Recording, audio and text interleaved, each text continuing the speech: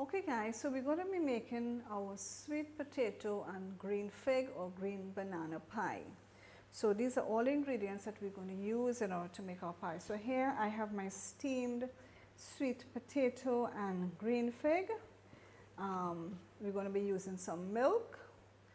We're going to be using some sweet basil, some spring onions, some salt to taste, 1 teaspoon of garlic powder, a 1/4 teaspoon of black pepper, 1 teaspoon of green seasoning, some butter, and I also have some tortilla chips here. What I'm going to do, I'm going to put it in a sandwich bag and I'm going to use this to knock it and to create some fine crumbs, and we're going to use that as a topping for our pie. And of course, I forgot something very important.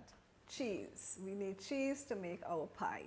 So these are all the ingredients that we're going to use in order to put our pie together.